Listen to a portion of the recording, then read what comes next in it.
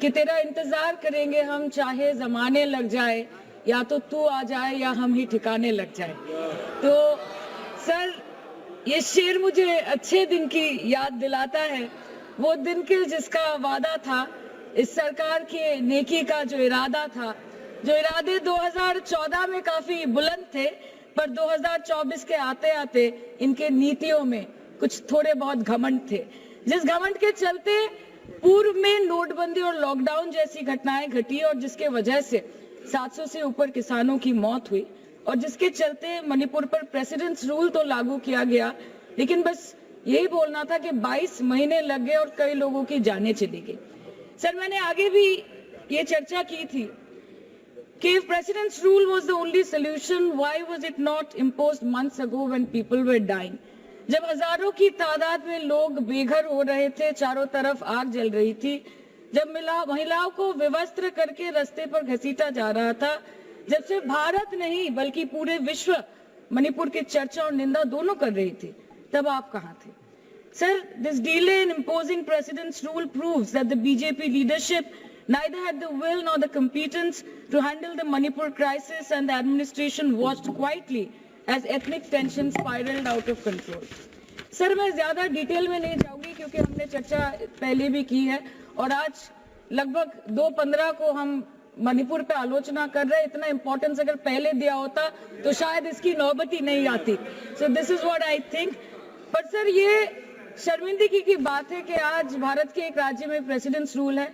ये भी आज सर लाखों नौजवान हैं जो बेकार बैठे हैं। 1 से 2% ऐसे लोग हैं जो सिर्फ टैक्स पेएबल के क्राइटेरिया में आते हैं, और बीजेपी है जो सब चंगासी का कुर्ता पजामा पहन के घूमते रहते हैं।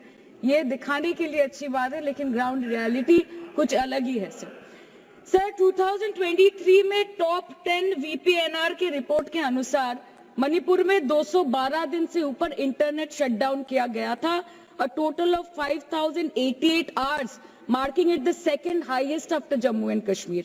This led to huge economic loss in Manipur, approximately 3,157 crore.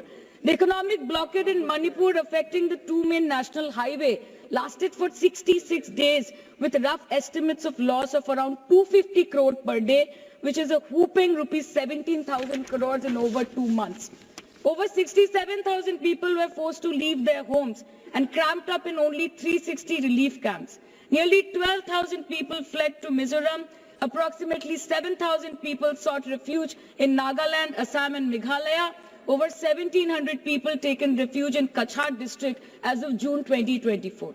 और ये सब तो सर रजिस्टर्ड ऑफिशियल फिगर्स है, न जाने अनरजिस्टर्ड अनऑफिशियल और कितने बेघर लोग होंगे जो दूसरों के घर में रह रहे हैं, शायद दूसरे राज्य में रह रहे हैं, दूसरे देशों में रह रहे हैं। ये इसीलिए हुआ है सर क्योंकि मणिपुर की सरकार, डबल इंजन सरकार ने, उनकी मंशा ये नहीं थी कि वहां के लोगों को शुरू से प्रोटेक्शन दिया जाए, कि उनको शुरू से रिलीफ दिया जाए। अगर वही होता तो 22 महीनों से इन्होंने मणिपुर को जलने ना दिया होता। सर, मैं 2 मिनट में खत्म करूंगी। You want to move the resolution, of course we have to be with that. लेकिन 1 अप्रैल 2025, मतलब एक दिन पहले से, मिनिस्ट्री ऑफ होम अफेयर्स ने armed forces special powers act को 6 महीनों का एक्सटेंशन देके मणिपुर, अरुणाचल प्रदेश और नागालैंड में इफेक्टिव कर दिया है। इससे समझ आता है that law and order in Manipur has seriously deteriorated. आज भी बीरेंद्र सिंह जी बीजेपी वाले बोल रहे थे कि 1960 से हजारों रिफ्यूजीज मणिपुर में घुस के बैठे हैं। 2001 का सेंसस रिव्यू करना है और डिलिमिटेशन से पहले एनआरसी लाना है। मतलब आपको कुछ सुधारना नहीं है, आपको बस और बिगाड़ना है।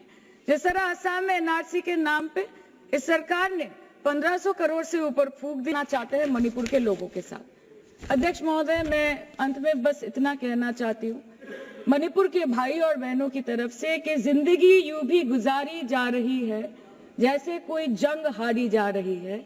जिस जगह पहले के जख्मों के निशान हैं, फिर वहीं पर चोट मारी जा रही है, इसलिए आपके माध्यम से इस सरकार से मेरी यही अपेक्षा रहेगी कि मणिपुर के हालात में सुधार लाए, वातावरण में संतुलन लाए, पहले अपने देश के लोगों को मित्र बनाए, फिर जाके विश्व बंधु कहलाए जाए।